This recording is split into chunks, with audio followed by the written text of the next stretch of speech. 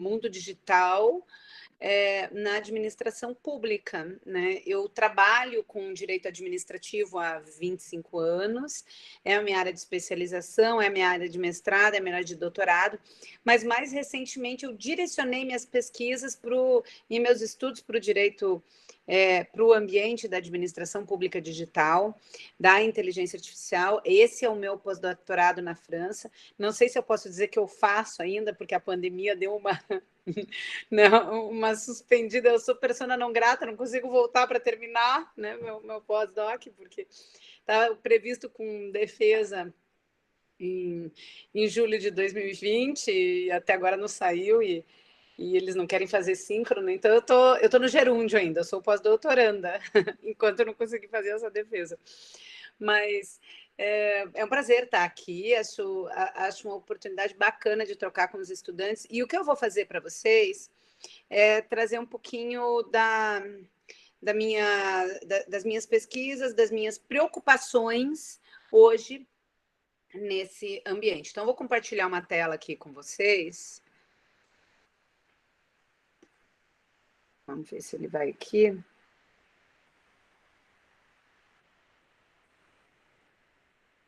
Estão vendo meu slide? Só queria confirmar para eu poder começar a apresentar. Sim, está aparecendo já. Né? Então, eu preferi mudar um pouquinho o título e fui convidada para falar sobre administração pública digital, né? E eu vou falar sobre isso, mas eu quis falar um pouquinho sobre um contexto amplo, né? Então, o ambiente do eGov, o ambiente dos serviços públicos digitais e o ambiente das Smart Cities. Tudo isso aqui faz parte do que a gente chama de administração pública digital, né? Aqui onde vocês me encontram depois, se quiserem trocar figurinha, estou à disposição. Aqui está meu Insta, meu Twitter, embora eu sou ruim de Twitter, então mais fácil uma mensagem no Insta, e daí está ali o Face. O meu e-mail funcional lá na PUC, eu sou professora da PUC-PR há 22 anos, né? E o meu outro e-mail. A gente começa esse ambiente de análise partindo de 3 premissas que acho que são bem relevantes e que nós precisamos entender para que a gente possa ter uma percepção adequada do tema. Primeiro, há uma profunda, inexorável, eu diria, irresistível transformação da relação Estado-sociedade na contemporaneidade. Aquele Estado, a relação jurídico-administrativa, a relação Estado-sociedade atual, é uma relação marcada por tecnologia, marcada por novas formas de interação Estado-sociedade.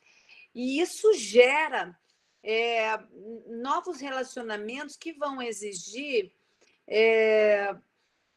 um repensar do direito administrativo. Eu costumo dizer que o direito administrativo, entre aspas aqui, tradicional, aquele direito administrativo gestado no século XIX, de base oitocentista, e que é a base, que traz as bases teóricas para todo o direito administrativo que a gente está aplicando na contemporaneidade, está aplicando em pleno 2020, é um direito administrativo fora do seu tempo. É um direito administrativo que está fora do contexto das demandas que ele precisa atender. De uma forma mais simples, eu costumo dizer assim, que o direito administrativo de base oitocentista, lá criado no século XIX, ele, diante do contexto de transformação da relação Estado-sociedade, é um direito, é como se fosse um vestido tamanho 36 que pretende vestir um corpo tamanho 40. Ou mais até, acho que eu tenho que ser mais exagerada. É um vestido tamanho 36 que quer vestir um corpo tamanho 54. Ele não dá conta de atender essas realidades. Ele não consegue regular bem essas realidades. E é importante, portanto, trabalhar esses contextos, né? Trabalhar essas realidades. Eu tenho aqui um slide grandão para tratar com vocês. Eu não vou conseguir ver tudo isso, eu vou passar um pouco mais rapidamente, são 91 slides, mas eu vou tentar colocar para vocês as principais preocupações dentro dessa área. Então, o primeiro pilar desse contexto, né? Vamos contextualizar o nosso lugar de fala. há uma alteração na relação Estado-sociedade na contemporaneidade. A segunda contextualização, nós estamos vivendo inovações disruptivas aplicadas à administração pública, diária e cotidianamente. A gente está falando de um ambiente de uma administração pública digital que precisa ser pensado, controlado. O direito administrativo nasce no século XIX como ramo do direito que tem como objetivo controlar a administração pública. Então, nessa perspectiva, é extremamente relevante entender que se o objetivo do direito administrativo é estabelecer controle, conformar a relação jurídico-administrativa, conformar a atividade da administração pública, e diante dessas inovações disruptivas ele não consegue chegar lá, ou a gente muda a proposta, as bases teóricas desse direito administrativo, ele vai caminhar muito rapidamente para a obsolescência, para a ineficiência, e eu diria para um abandono, né? Então, há uma fuga do direito administrativo, das relações, dessas situações disruptivas, e a gente precisa construir, pesquisar juridicamente, a investigação científica nessa área precisa ser feita de uma forma bastante intensa. Então, esse é um segundo eixo importante do meu lugar de fala aqui. O meu terceiro eixo de fala é desafios da regulação estatal no ambiente da inteligência artificial, né, que envolve um montão de coisas que a gente vai precisar trabalhar. Então, essas são as três premissas de análise. Essas premissas, elas estão dentro de um contexto do que a gente chama de revolução do cyberespaço, né? O Pierre Levy, quando ele que cunha essa expressão, e quando ele trabalha com a noção de cyberespaço, ele está falando de uma dimensão do cidadão que é uma dimensão digital. Ele está falando de uma dimensão de relacionamento que é uma dimensão que está fora do contexto que a gente está acostumado, certo? Uma dimensão de relacionamento que não é analógica. Portanto, a gente está falando que a administração pública passa, a partir do século XXI, a interagir com o cidadão em diferentes cyberespaços. E aí, quando a gente vai olhar esses cyberespaços, a gente vê que eles têm pouca ou nenhuma regulação. E esse é um problema grave, né? Porque aquele poder que não é controlado, ele tende a ser um poder abusivo. E nós temos também espaços onde estão autores privados e que não podem ficar nadando nesse mar aí livremente, porque, em última análise, nós estamos falando de direitos fundamentais de pessoas, de cidadãos. Dentro de um ambiente de relações jurídicas virtuais, nós nunca podemos deixar de considerar que aquilo que parece aparentemente algo inofensivo e gratuito, na verdade não é, né? Quando nós estamos relacionando-nos no ambiente virtual e nada nos é pedido em troca, é porque nós somos a mercadoria que está sendo trocada, os nossos dados é que estão em jogo. E essa é uma discussão que a gente precisa ter. Só para a gente entender o contexto, ainda dentro do lugar de fala, né? Quando a gente vai olhar o ranking das 500 maiores empresas com poderio econômico no mundo, a gente vê que as empresas de tecnologia estão em primeiro lugar, né? A gente está falando da Amazon, da Microsoft, do Google, do Facebook, com números impressionantes. Em 2019, a gente fala, os top 5 todos são empresas de tecnologia, né? Há um crescimento exponencial dessa área. Aqui tem um outro slide que mostra de uma outra maneira. As rosadas ali são empresas de tecnologia, e vocês podem ver o tamanho do bolo aí econômico mundial que essas empresas representam hoje. Do que a gente está falando? Né? É um universo muito significativo e que dá de braçada em relação a todas as outras empresas. E olha que a gente está falando ali da Disney, da Coca, da Nike, da Microsoft, a gente fala de comida, né? A gente fala de beleza, né? Indústria aqui, bancos, nada bate tecnologia. né? Vejam ali, ó, o setor financeiro azulzinho ali, American, Visa, Wells Fargo, todos os bancos ali, como vocês podem ver, ó, eles são uma titica de galinha perto do que é o poderio dessas empresas de tecnologia. Quando a gente vai falar aqui né, de conglomerados econômicos que estão voltados para casa, né, para o home, novamente a gente tem aqui um percentual menor ainda, quando a gente está falando de entretenimento, todos os espaços, né, são espaços, né, cerveja, muito diminutos, né, mesmo beleza aqui, né, que já ocupa um espacinho maior, mesmo assim, nada bate, acho que se somar tudo ainda não dá tecnologia. Então, é disso que a gente está falando aqui, é uma outra forma de ver o mesmo gráfico, né, e de mostrar o impacto disso. Essa realidade aqui, ela não é uma realidade do mundo e não do Brasil. Óbvio que no Brasil também a gente está falando de uma...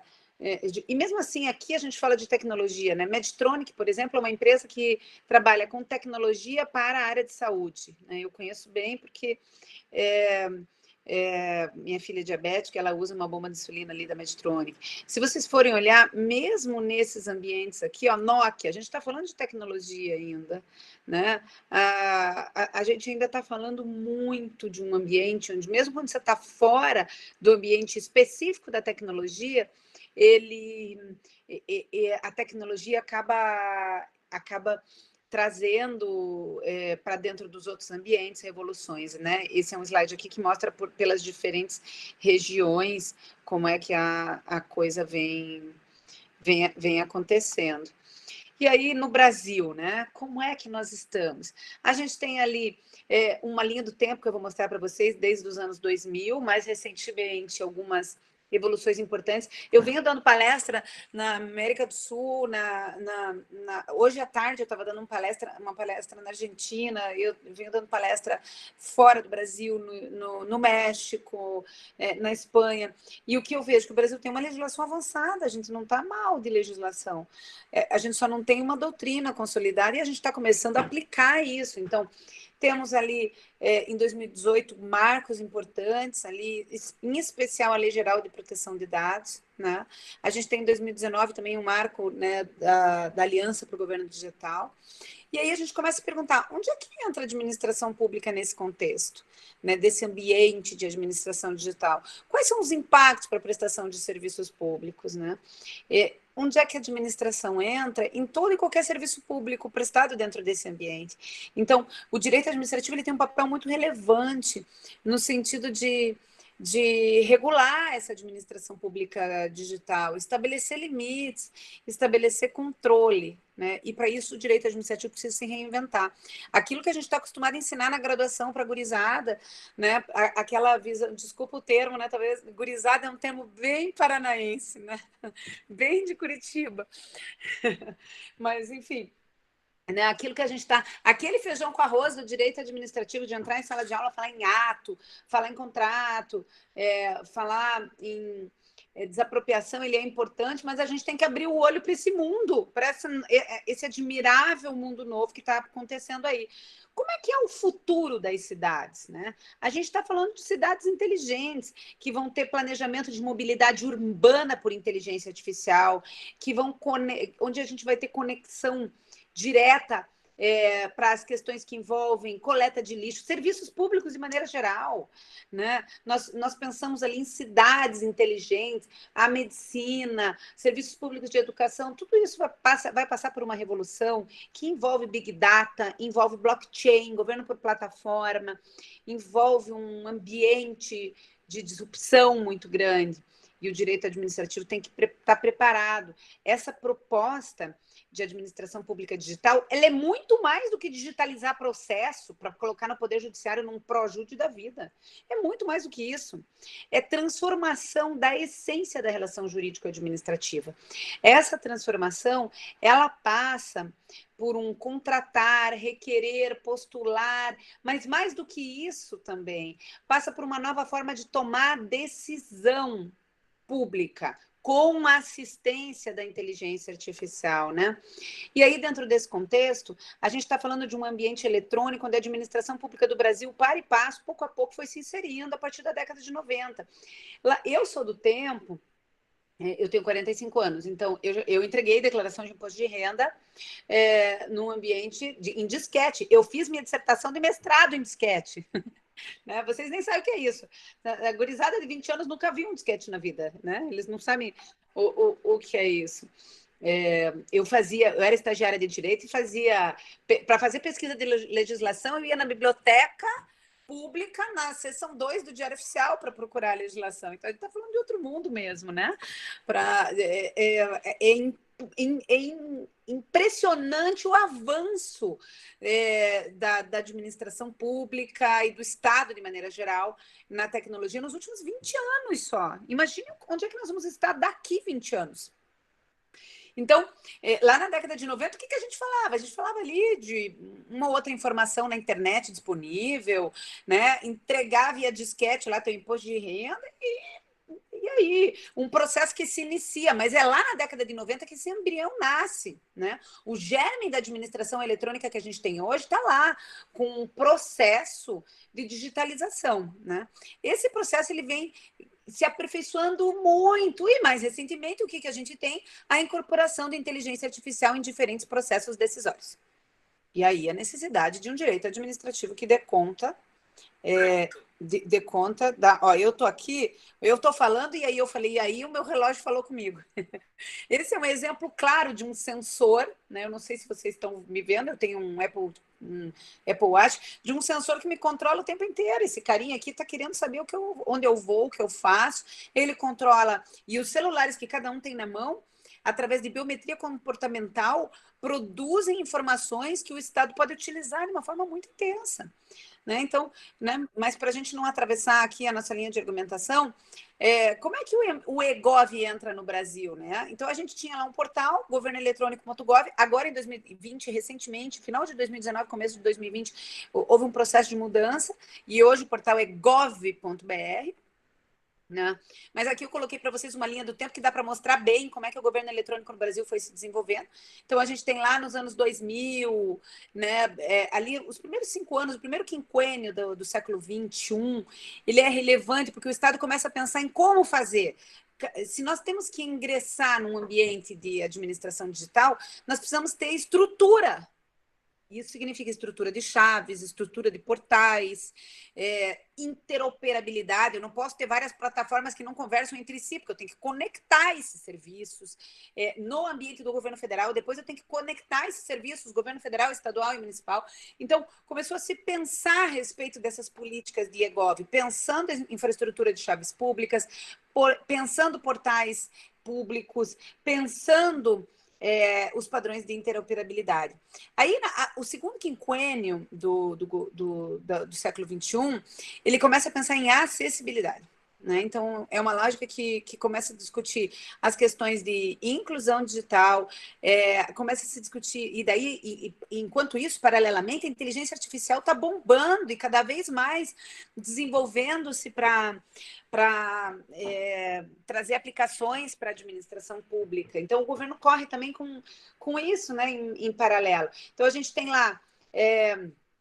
uma lógica de um incremento na internet do Brasil, né, na questão da banda larga, o começo dessas pesquisas TIC de domicílios, para ver como é que a tecnologia está inserida na vida das famílias, enfim, uma estruturação de tecnologia de informação. O terceiro quinquênio, né, ali até 2015, o que a gente tem? A gente tem daí uma profusão legislativa importante, o Marco Civil da Internet, nós temos... O Brasil entra numa aliança que é capitaneada pelo governo Obama, mais recentemente, que é a da Aliança para o Governo Aberto, né? Um plano estratégico mundial para que todos os governos possam aderir a portais abertos de dados, a conectividade, num compromisso né, que é feito aí num acordo multilateral para que a cada biênio ou triênio compromissos são tomados e ações são compromissadas para serem realizadas pelos governos. E o Brasil faz parte dessa aliança para o governo aberto, capitaneada pelos Estados Unidos. E isso gera movimentos dentro da administração pública.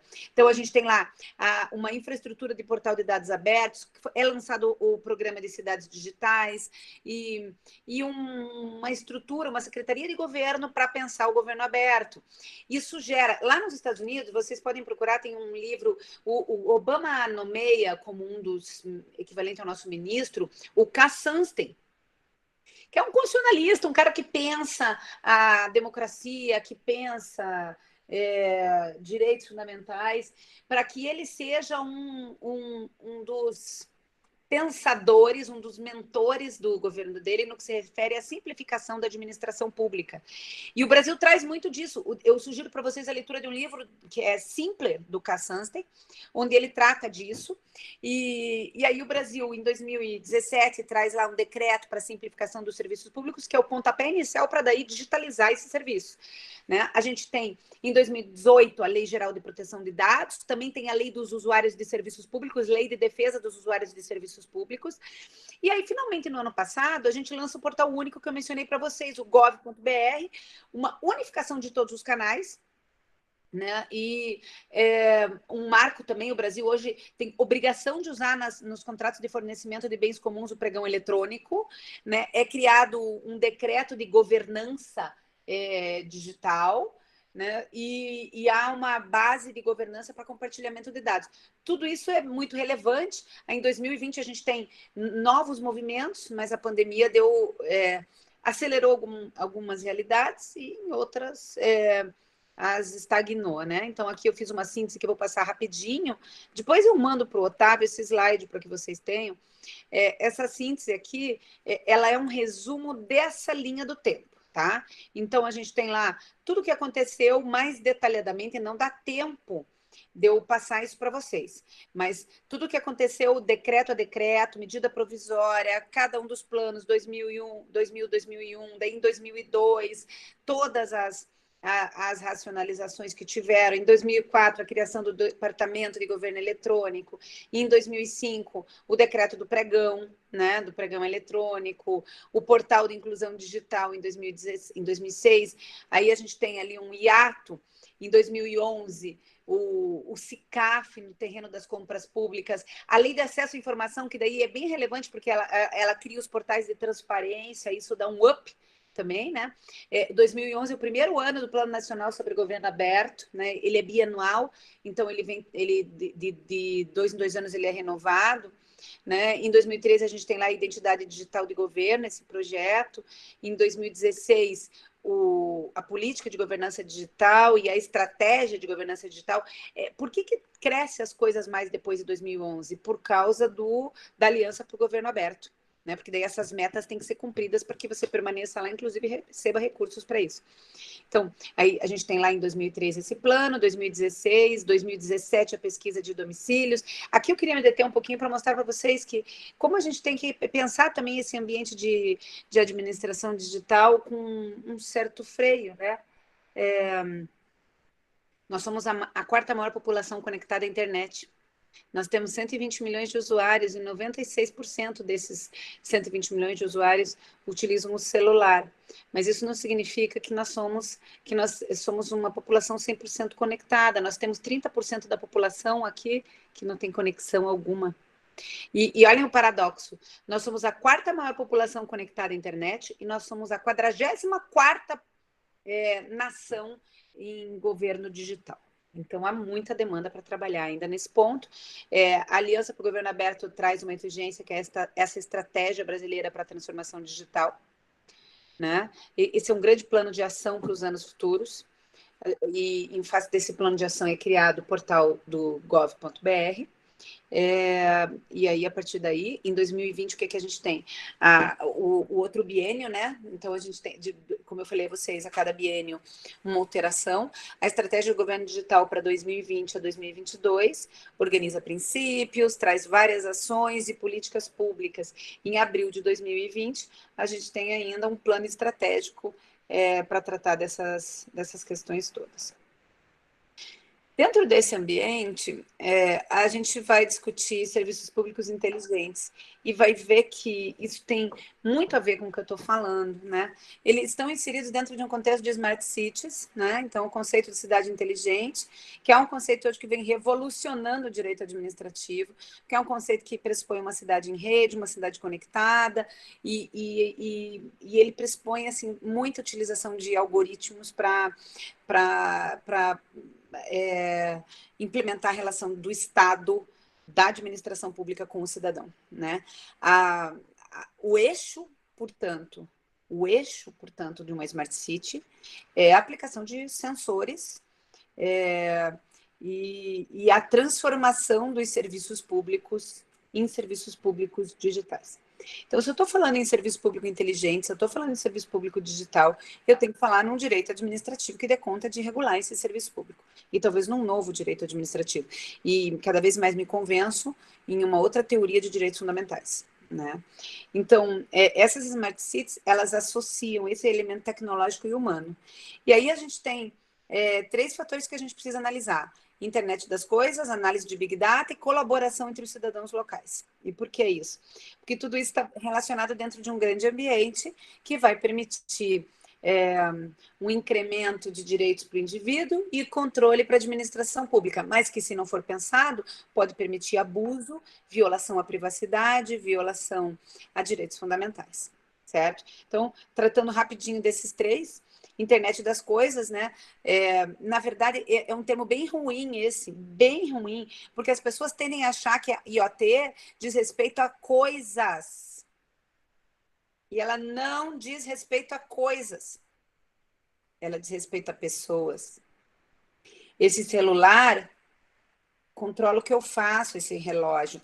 O meu celular que está aqui controla o que eu faço, coleta dados todos os dias do que eu faço. Essa tecnologia, ela está não só aqui naquilo que eu estou portando agora, mas ela está em diferentes sensores espalhados por aí pelo mundo e que vão coletando nossas informações. Então, a internet não é das coisas, a internet é das pessoas. E é uma tecnologia que extrai informações em tempo real do que está acontecendo.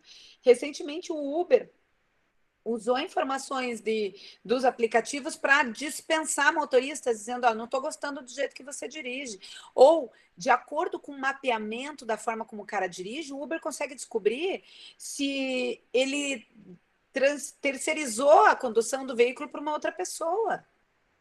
Então, a gente está falando de um ambiente de vigilância virtual que precisa ser pensado, né? Ao mesmo tempo, que bacana se a gente pudesse ter uma coleta de lixo mais inteligente, vagas nas vias públicas mais inteligentes. Tem tanta coisa, eu coloquei ali para vocês sensores colocados em ruas a pontos com histórico de congestionamento que podem me avisar, não vai por essa rua que você vai ficar 2 horas ali parado. Né? Então, a gente tem um mundo maravilhoso de possibilidades que se abre, né? Então, relacionado a estacionamento público, relacionado a questões que envolvem a mobilidade urbana de maneira geral, que é a alma de uma cidade, né? É uma transformação em diferentes ambientes. E aí, quando a gente fala em mobilidade urbana, a gente fala em universo de possibilidades que se abre, né, com diferentes modais, e pode revolucionar muito a vida e a qualidade de vida em sociedade. É bacana também pensar que as Smart Cities podem ter uma revolução no abastecimento de água, nas questões que envolvem energia elétrica. Então, detectar consumo excessivo, detectar padrões irregulares, comportamento, taxar mais o usuário que mal gasta e privilegiar o usuário que bem gasta desses serviços, estabelecer políticas de incentivo, portanto, né? Há cidades na Europa hoje que trabalham com verdadeiros marketplaces, então, onde você vai lá trabalhar adquirindo os serviços na medida que você consome. Imagine se eu pudesse individualizar o que eu gasto de lixo e só pagar exatamente pelo que eu gasto. né? E pensar tudo isso. É óbvio que a gente tem que pensar nesse ambiente de exclusão, isso não está fora do meu radar, mas eu também tenho que mostrar esse admirável mundo novo, né? Que é tão bacana, ainda que ele tenha riscos e problemas. Então, coleta de lixo, iluminação pública, questões que envolvem segurança pública em áreas críticas, tudo isso pode ser revolucionado pela inteligência artificial e dentro desse ambiente de cidades inteligentes. Mas essa lógica de internet de dados, de internet de coisas, né, de sensores, de biometria, ela parte de uma premissa que é esse espaço maior do Big Data, né? Essa possibilidade de processamento maluca, inacreditável de informações num tempo recorde, que jamais um humano poderá fazer, né? Nós já conseguimos programar máquinas que pensam mais rápido do que e tomam decisões e analisam dados muito mais rápido do que nós poderemos fazer, do que nosso desenvolvimento enquanto seres humanos poderá fazer. Então, nós temos aqui no Big Data o ambiente para poder desenvolver essas realidades, né? Isso traz um terceiro eixo, que é o de colaboração.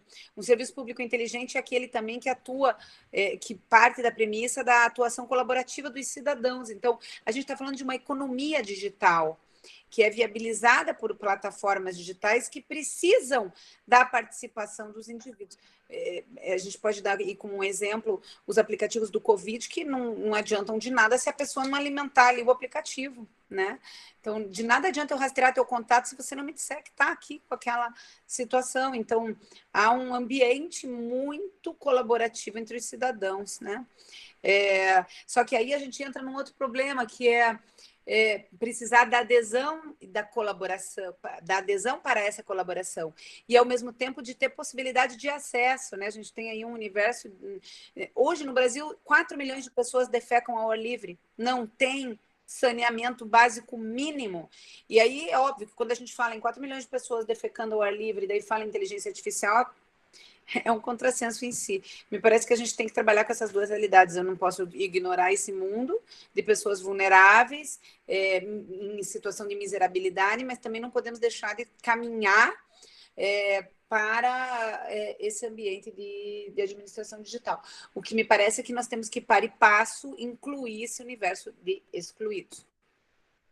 Essa emergência tecnológica, na prestação dos serviços públicos, ela pega transporte individual de passageiros, assistência da tomada de decisão pública por inteligência artificial, utilização de robôs em órgãos fiscalizadores, automação de veículos. A gente está falando de um mundo enorme e um mundo que ainda não é bem controlado. Então, a capacidade regulatória da administração pública para controlar esse ambiente é muito diminuta. E aí é necessário reestruturar a função ordenadora estatal, não tem como fugir disso.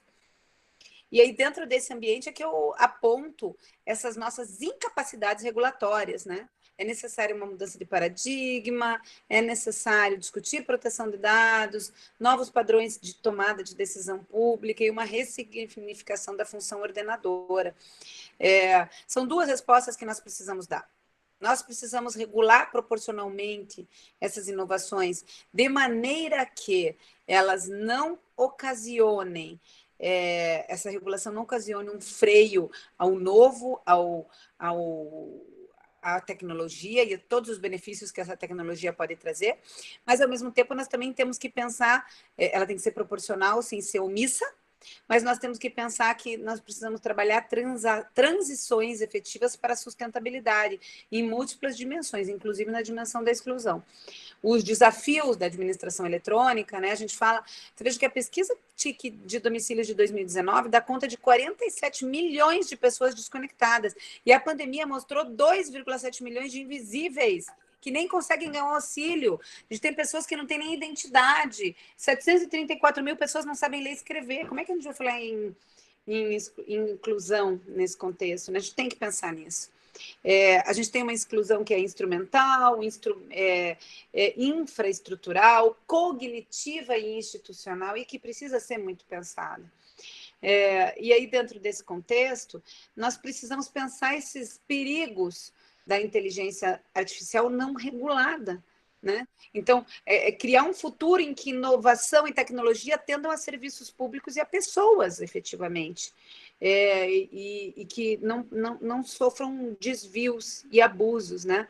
Então, aqui eu gostaria de dizer que a gente não pode ter uma postura também, eu diria até reacionária, em que o medo do uso indevido da inteligência artificial, do abuso de poder, do uso indevido de dados, freie as maravilhas que a tecnologia pode trazer para a contemporaneidade. Mas, ao mesmo tempo, a gente tem que trabalhar parâmetros de inclusão, não manipulação, dignidade, desenvolvimento sustentável, enfim, direito ao futuro, né? São parâmetros mínimos. E aí, no direito administrativo, onde é que pega, né? Pega na presunção de legitimidade e veracidade dos atos, eu tenho uma decisão algorítmica, pega na motivação e no dever de fundamentação da tomada de decisão, se é o sistema, o programa que está me dando uma decisão, eu preciso saber qual é a programação, eu preciso saber quais foram os elementos que levaram, e isso é difícil. Num deep learning, num ambiente de deep learning, eu não tenho em algum momento como saber como é que o sistema trouxe a decisão. Então, hoje se discute muito a publicidade do caminho lógico da decisão algorítmica. E aí a gente vai discutir isso, função ordenadora, impessoalidade, enfim, e todos esses impactos. Aqui eu falei da questão do Sunstein já para vocês, e tem aqui uns poucos slides para falar exatamente sobre essa vigilância virtual, né? Para dar um exemplo, ali na pandemia do Covid-19, as questões que envolvem o contact tracing, né? Aquela possibilidade de ou por Bluetooth ou por geolocalização, existir a coleta de dados das pessoas de maneira a controlar onde é que elas andam, o que elas fazem, e controlar, por exemplo, o grau de isolamento social e de respeito às regras da pandemia, né? Isso aí gerou diferentes, e vem gerando diferentes discussões, porque é possível uma manipulação de dados. A gente pode lembrar aí a eleição do Trump, onde ele comprou dados de uma empresa privada para poder direcionar a propaganda dele na primeira eleição para determinado grupo de eleitores. Então, isso foi muito importante, porque descortinou um ambiente de perigo. O próprio escândalo da Cambridge Analytica, que mostra, inclusive, que esses dados estão nas mãos de empresas, não nas mãos do Estado. Né? E aí nós temos questões desafiadoras sobre ética, liberdade, tutela de direitos e a própria dimensão democrática. Né? O contact tracing é um sistema de rastreamento de contatos, né? Como a gente viu aqui, e esse sistema ele precisa ser olhado de forma bem crítica e de forma bastante atenta, porque nós podemos ter aqui uma manipulação muito significativa e indevida, né? Deve-se analisar a oportunidade e conveniência do interesse público da utilização da tecnologia de rastreamento de contatos, parâmetros, como eu já disse, de inclusão, não manipulação, dignidade, vulnerabilidade, as questões relacionadas à transparência. Nós precisamos urgente de uma agência reguladora nesse ambiente. Nós precisamos urgentemente de um programa de compliance, de integridade nesse ambiente. Isso é indispensável para garantir a integridade de dados, não é? Então, essa dimensão regulatória ela precisa preservar uma coleta minimizada, um consentimento adequado, uma não monetização desses dados, tudo isso precisa ser pensado. Né? E aí, eu já estou aqui bem estourada, então eu vou passar aqui para umas discussões maiores que são bem importantes e que eu queria fazer com vocês, que dizem respeito à avaliação de impacto nos direitos humanos. Né? Então, por que a gente precisa discutir tudo isso? Porque nós somos os dados. E nós temos um espelho de informações digitais sobre o que somos. Cada vez mais, uma parcela mais expressiva de quem somos é digital. Eu, com 45 anos, me inseri tarde nesse ambiente, mas essa gurizada aí de início de vida, meus filhos, eu tenho 3 filhos, uma de 15, uma de 13 e um de 10. Eles têm mais coisa no ambiente virtual da vida deles do que eu em toda a minha vida. Não, e essa é uma realidade. Então, cada vez mais as novas gerações elas já nascem dentro desse ambiente.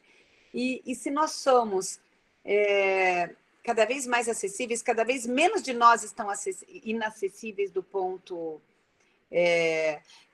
acessíveis do ponto de vista digital, a gente tem que pensar isso, né? A gente precisa regular e normatizar isso. E aqui são as minhas perguntas. Qual a estratégia para regular a internet das coisas e essa personalidade refletida no ambiente digital? A internet é super multissetorial, então a gente vai precisar também de um modelo de governança multissetorial, né? E aí, eu só estou trazendo uns dados para vocês vejam que o controle e vigilância de dados no Covid, né? Dados sobre origem, filiação, saúde, etnia, vida sexual, dados genéticos biométricos ou genéticos em geral, a gente está falando de muita coisa, são dados sensíveis, né? Estou trazendo aqui algumas notícias para vocês verem, né? A LGPD aí nesse ponto, ela está sendo testada, né? Nós vamos ter que discutir isso, né? Necessariamente, nós vamos ter que fazer. O Supremo disse não para que o IBGE utilizasse os dados, né? Houvesse o compartilhamento com as empresas de tecnologia de telefonia dos dados, né? Então, a primeira decisão que a gente teve foi negativa dessa utilização, mas vamos ver como é que vai ser essa situação. Está aqui, ó, Supremo Tribunal Federal suspende medida provisória que obrigava telefônicas a enviarem dados de clientes ao IBGE, né? Então, isso é quentinha de maio de 2020 aí, né? Veja como essas discussões vêm se colocando. Há hoje uma pauta sobre monitoramento de dados e sobre a LGPD que a gente tem que discutir. Mas, enfim, nem só de coisa triste a gente vive. Esse é um ambiente muito legal também, que a gente não pode desconsiderar. Desburocratizar serviço público, reduzir distância e desigualdade, levar médico por telemedicina lá para o interiorzão, onde ninguém quer ir, onde não chega a medicina, né? Pensar num sistema inteligente de água, numa previsão de acidente de trânsito, avanço na área de saúde, enfim, a gente tem um universo enorme. E aí, pessoal, a gente tem que pensar em um novo marco, e esse novo marco parte de novos direitos. E eu queria encerrar minha fala falando sobre isso. Direitos da pessoa digital, direitos fundamentais para seres humanos digitais, né?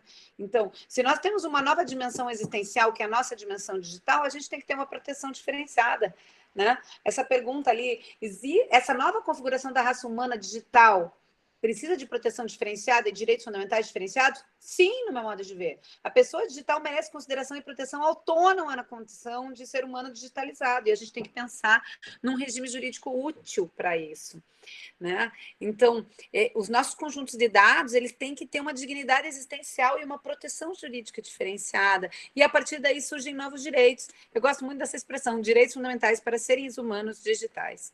E, com isso, pessoas, a gente precisa pensar um novo direito administrativo que parte de uma outra racionalidade, que seja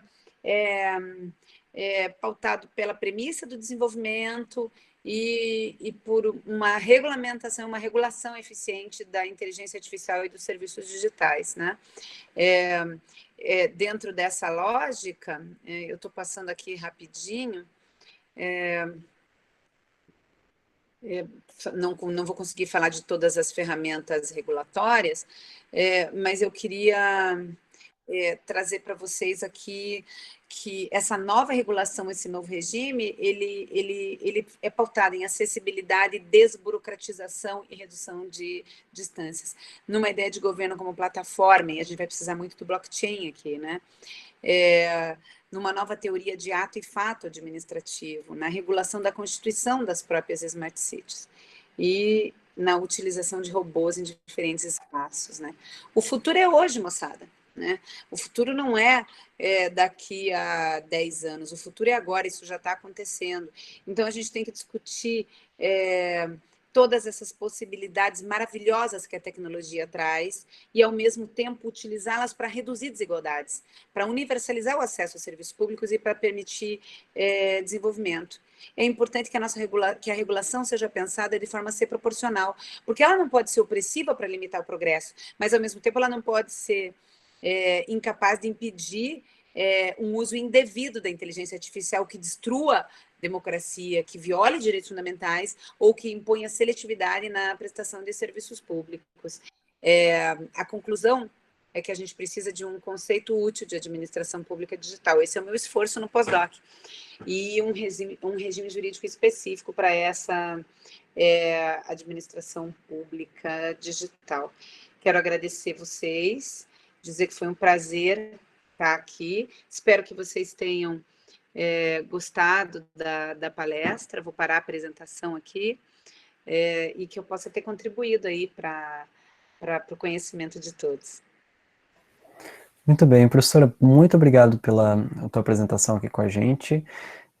Eu tenho certeza que o pessoal gostou muito e enfim, muito entusiasmante ver esses conteúdos que para nós são novos, né? Enfim, eu sou uma pessoa que não sou formada há tanto tempo assim, eu acho que isso é meio visível, né? Mas para mim isso tudo é muito novo, né? Eu sou um historiador do direito como pesquisador, né? Trabalho com disciplinas formativas e a tua apresentação é de um direito administrativo outro para mim, né? Porque, enfim, a minha formação, que, como disse, é recente, né? Não é, enfim, não tem uma década, é de um direito administrativo que, como a senhora bem colocou no início, é um direito administrativo oitocentista. Como historiador do direito, eu sinto isso.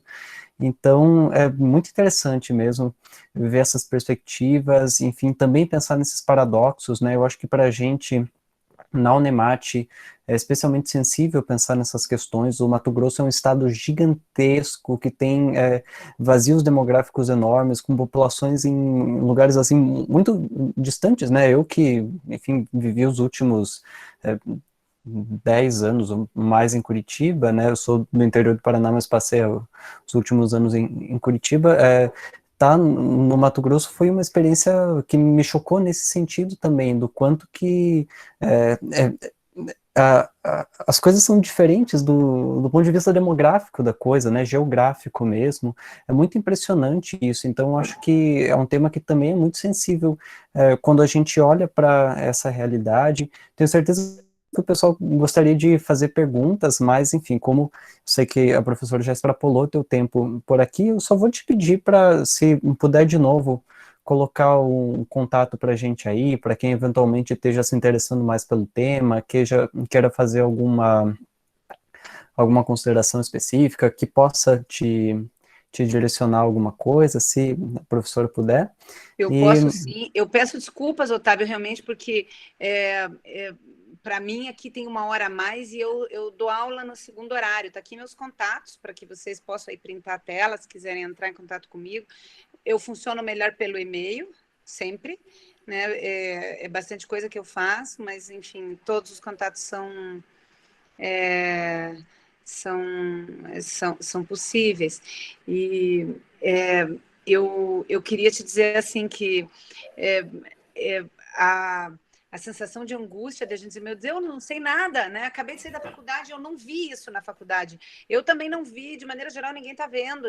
Por isso esse alerta de que o direito administrativo precisa pensar. E veja que a minha apresentação ela é bem ampla, no sentido de dizer assim, isso impacta a teoria do ato administrativo, isso impacta contrato administrativo, isso impacta serviço público, isso impacta o modo como eu me relaciono na administração tributária, isso impacta o modo como eu me relaciono com a previdência social, isso impacta a minha privacidade, isso impacta os controles que a administração tem sobre mim. Então, é todo um admirável mundo novo que aparece, mas acho que o operador do direito é esse carinha aí, né, que todo dia está aprendendo. Vamos lembrar de Bertold Brecht, né, quando ele fala lá do advogado, né? Eu sou advogada, então o meu lugar de fala também é a do advogado, mas né, estuda. Se você não estuda, você é cada dia menos advogado. Hoje eu diria assim, estuda, amigo. Se você não estuda, você vai ser cada vez menos operador do direito, não dá. Se você sai da faculdade hoje, né, já que a gente está falando para uma moçada jovem numa semana acadêmica aí, e você fica 2 anos sem estudar, você já está morto. 5 anos sem estudar, você está enterrado nos confins da terra, só para avisar. É quase impossível voltar. É quase impossível voltar. Você vai ter que fazer uma outra graduação. Você não consegue voltar. Tamanha é a agilidade com que as coisas vão mudando. Então, se eu puder dar um conselho para vocês, foquem numa área e estudem. Estudem a vida inteira, estudem sempre, busquem atualização. O direito administrativo hoje é um dos ramos mais difíceis de todos, né? Porque a gente tem todo dia, o direito administrativo sancionador traz um monte de realidades com improbidade, com discussões, que é uma área que eu atuo muito também, é minha área de advocacia forte. O direito administrativo digital traz muita coisa nova, a gente vê em diferentes áreas do direito administrativo uma revolução. Todo dia tem um decreto, todo dia tem uma lei nova, tem um universo novo que se abre. Eu sou especialista em contratação pública pela Universidade de Coimbra e eu trabalho com licitações também há muitos anos, são os meus dois focos. O dinheiro a gente ganha com licitação e contratos e com ação civil pública defendendo a improbidade e processo disciplinar. A magia da alma a gente desenvolve hoje nas pesquisas com a administração digital, mas não dá para ganhar dinheiro com isso. Então, né, a gente trabalha nessas duas áreas aí e há uma profusão de conhecimentos que a gente precisa estar desenvolvendo. Eu imagino que para um estado tão plural, tão diferente e com vazios demográficos tão grande, parece uma coisa muito longe, né? Falar em Smart City, sei lá, em Alto Floresta, Paulo. Será que a gente pode falar em Smart City aí? Pode sim. Né? E de qualquer maneira, Paulo, vou te dizer que ainda que Alta Floresta não esteja implementando isso, o governo federal está. E a gente vai ter que trabalhar com isso, com essas realidades, a gente não pode fugir dessas realidades. É isso, espero que eu tenha podido passar um pouquinho, né, do que eu sei. Eu tentei fazer uma conversa mais coloquial, né, para ficar um pouquinho mais legal aqui com vocês, não foi uma palestra sisuda, fechada, né, a pegada aí de 22 anos de magistério me leva a tentar ser mais próxima do interlocutor, né? Mas eu estou à disposição para a gente conversar e responder as dúvidas que vocês quiserem. Foi um prazer estar aqui. Professora Vivi, eu quero também, não só eu, mas todo o nosso quadro de professores, agradecer a pronta aceitação do convite e a palestra fantástica que a senhora, nessa noite, nos privilegiou. Eu penso também que a tecnologia tem unido, né, o Brasil, né, nos vários rincões aí. Eu creio que da mesma forma que chegou, né, nos estados mais ao sul do país, mas está chegando aqui também, né? Então, eu creio que essa realidade vai ser de todos nós, né? E olha que maravilha, Paulo, eu estou em Alta Floresta nesse momento. Pois é. Já esteve na Argentina e está em Curitiba. Hoje, no dia de hoje, eu estive em São Paulo de manhã, numa palestra, estive em Curitiba, em reuniões no meu escritório e na PUC, onde eu sou coordenadora, estive em Buenos Aires, agora estou em Alta Floresta, olha que coisa mais linda. Divisa com o Pará, na Amazônia, é legal. É verdade, com certeza. Foi um prazer, gente. Espero que a gente possa aí trazer uma contribuição para vocês e eu estou às ordens, tá bom? Muito obrigado, professora. Boa noite aí, boa continuidade, né, de trabalho aí quanto à aula e espero que nos vejamos mais vezes, sim. Pessoal, tá, então, quem quiser ter um contato da professora, entre em contato, a gente agradece mais uma vez. Obrigada, até mais, tchau. Até mais. Até mais. Professor Paulo, então, por favor. Boa noite a todos, mais uma vez, quero cumprimentar aí todos os nossos professores que estão presentes aqui na nossa quarta semana jurídica, né, estou vendo aqui o professor Marcos, professora Alana, os demais professores não estou vendo aqui, mas estão presentes também, cumprimento a todos, os nossos alunos aqui do curso de Direito de Alta Floresta e também os nossos alunos da Unemate aí, de Diamantino, Cáceres, ajuda, Otávio, quais outras cidades estavam presentes ontem? Marcelândia, que é nosso polo aqui próximo, né? Vila Rica, enfim, todos os discentes que estão aí participando da nossa palestra. É uma satisfação ter a presença de vocês nessa noite e quero, né, convidar aqui a fala o doutor Gustavo, vou fazer uma breve apresentação do currículo dele, bem extenso. Professor Gustavo, o doutor Gustavo é mestre pela Universidade Federal de Santa Catarina. Ele tem graduação em Direito e graduação também em Ciência da Computação pela Universidade Comunitária de Chapecó e também em Ciência da Computação pela Universidade Estadual de Campinas. É advogado sênior da VEG, especialista em Direito Digital, Tecnologia e Inovação, e é vice-presidente da Comissão de Direito Digital da OAB de Santa Catarina. É um prazer, Gustavo, e agradeço mesmo pela pronta aceitação do convite, né, de participar da nossa 4ª Semana Jurídica. Gustavo é casado com a minha prima, Adriana, que é juíza do trabalho lá em Santa Catarina. Um abraço para a Adriana, acho que eu vi ela aqui, também está presente na nossa Semana Jurídica. Vem mesmo a calhar a presença aí do Gustavo na nossa Semana Jurídica, tendo em vista o conhecimento, né? Ele profere palestras sobre o tema há bastante tempo e é bem conhecedor tanto da área técnica, né, da ciência da computação, dessas inovações tecnológicas, e do mercado de trabalho, né, nessa área do direito digital, né,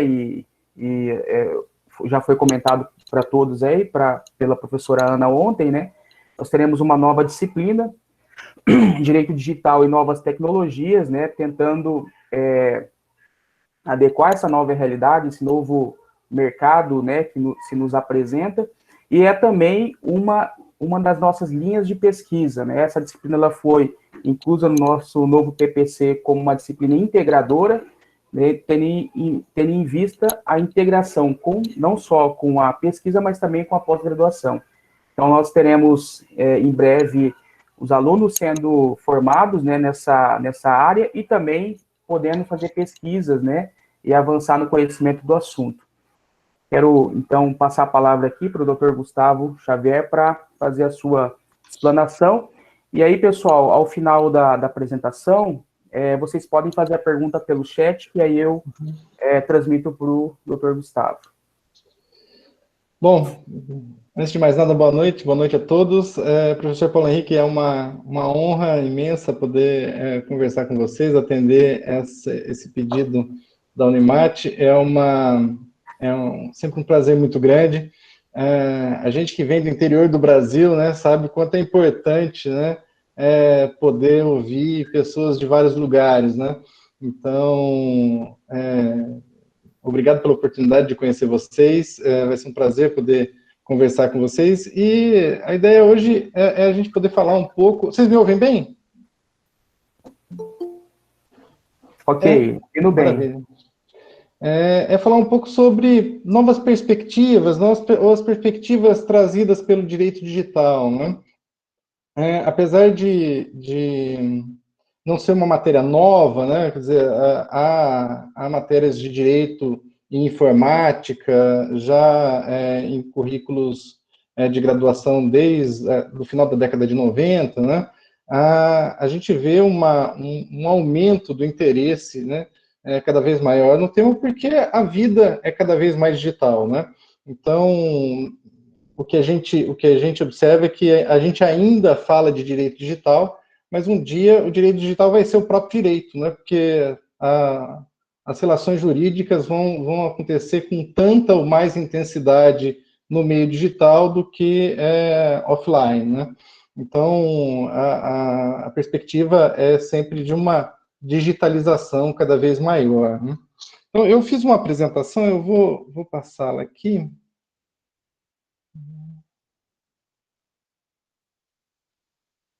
Deixa eu ver.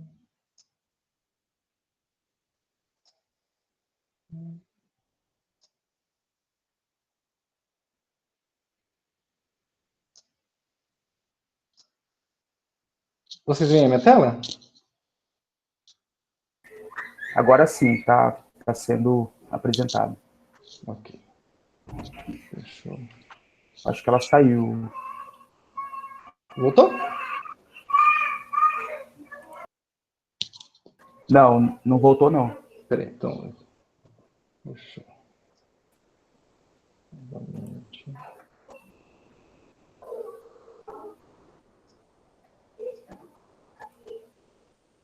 Ok. Ah, não, ele puxou errado aqui. Não, só um minutinho.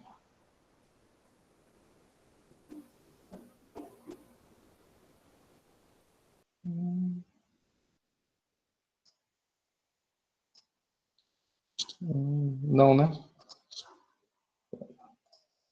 Difícil achar a tela certa. Ele estava indo aí cortou. Agora pouco. Uhum. Peraí, deixa eu fechar aqui e abrir de novo, porque ele tá... Ok, agora deu.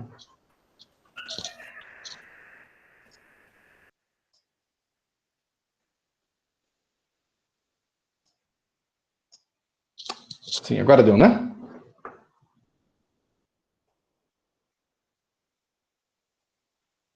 Foi? Pessoal, para mim não está aparecendo. Confirma aí no chat se está aparecendo para os demais. Para mim tá normal aqui. Sim, Apareceu? sim, crescimento exponencial. Isso. Ok. Deu certo aí? Deu certo. Maravilha. Bom, um primeiro aspecto que eu acho que é importante a gente abordar quando a gente fala de direito digital é olhar como que as coisas funcionam no ambiente digital, né? Diferente das ocorrências no mundo físico, né? Os fenômenos em meio digital, eles tendem a acontecer a crescer em proporções exponenciais, né? Quer dizer, a taxa de crescimento, a velocidade de crescimento, de mudança, é muito mais alta, né, a partir do advento da internet, da computação e da imbricação, né, da computação nas nossas vidas, né? Então, se a gente voltar lá para a década de 50, né, a lei de Moore, né, Moore foi um dos fundadores do que é hoje a Intel, né? Ele declarou uma lei interessante, né, que eu acho que muita gente conhece, que é o número de transistores, né? Transistor é a menor porção de processamento de um computador, de uma central de processamento digital, né? Um celular tem processador, todo equipamento digital tem um processador, a menor parte dele é um transistor, né? E a lei de Moore diz o seguinte, que o número de transistores incorporados num chip, né, que é o equivalente à CPU ali, a capacidade de processamento do equipamento, né, dobra a cada 24 meses. Então, a cada 24 meses, a quantidade de transistores num chip dobra, né? E qual é a mudança disso, né? Às vezes a gente tem uma dificuldade de visualizar a mudança exponencial, né, dessa ordem, né, visualmente, né? Acho que tem uma referência visual interessante, que é, em 1947, o Bell Labs, que desenvolveu os primeiros transistores, fez transistores que cabiam você conseguia pegar com a mão, né? Ele era grande o suficiente para você pegar um único transistor com a mão, né? E hoje, os transistores têm o tamanho de 7 nanômetros. Né? O novo iPhone 12, né, tem transistores do tamanho de 7 nanômetros. Para a gente ter uma ideia, 1 nanômetro é 1 milímetro dividido por 1 milhão. Então, imagina a gente ter 1 milímetro, né, dividido por 1 milhão, né, cada pedacinho é 1 nanômetro. Né? Então, hoje na cabeça de um alfinete cabem 100 milhões de transistores. Então, a ordem de grandeza é essa, né? A diferença da ordem de grandeza é essa, né? Antes, em 74, a gente tinha um transistor que era do tamanho de um alfinete, e hoje na cabeça de um alfinete a gente coloca 100 milhões de transistores. Então, é nessa taxa de velocidade que as coisas no mundo digital acontecem, né? É nessa taxa de crescimento, né? E no final das contas, a sociedade também acaba evoluindo ou progredindo, principalmente do ponto de vista econômico, também nessa taxa, né? Então, a gente tem que cada vez mais se acostumar, né, com essa progressão de crescimento exponencial. E aí eu trouxe um outro dado interessante, que é o tempo, né, que uma tecnologia, ou um tipo de comunicação, né, atingiu 50 milhões de usuários. Né? O rádio demorou 38 anos para atingir 50 milhões de usuários, a TV 22 anos, o computador 14, a web 7 e o Facebook 3. Né? Então, a gente vê aqui também um reflexo desse crescimento exponencial. Né? Cada vez mais novas tecnologias conseguem atingir um número muito maior de pessoas, numa velocidade cada vez menor, e isso aumenta o impacto, né, das novas tecnologias em volume, em populações realmente grandes. Né? Então, uma questão que é interessante agora é que o relógio do mundo, de certa forma, corre na velocidade da informação, e a velocidade da informação é essa que cresce exponencialmente pela taxa de crescimento do próprio poder computacional. Né? E é interessante como que hoje a informação também define, né, as relações geopolíticas, né? Então, muita gente diz que nós já vivemos hoje uma terceira guerra mundial, né? Uma segunda guerra fria, né? Que é a guerra fria do controle do tráfego de dados, né? Principalmente aí com a tecnologia 5G. Então, além de pautar a velocidade de mudança, né? As tecnologias digitais também pautam um novo cenário econômico, né? Em 2017, a The Economist soltou essa capa, que é bastante peculiar, né? Bastante interessante, dizendo que dados são um novo petróleo, né? Essa frase é um clichê e está coberta de imperfeições, mas, de certa forma, ela faz um paralelo interessante entre os grandes players da área de petróleo e os grandes players de tecnologia da informação. E é interessante essa visão da The Economist, né, dos poços de petróleo, né, é uma visão interessante porque traz uma reflexão importante, né, que se de um lado a indústria do petróleo extrai o valor do subsolo, né, essas empresas extraem valor dos nossos próprios dados pessoais, né? A maioria dessas empresas gera riqueza a partir do tratamento e comercialização de produtos baseados nos dados pessoais que nós fornecemos para elas, né? Então, de alguma forma, nós somos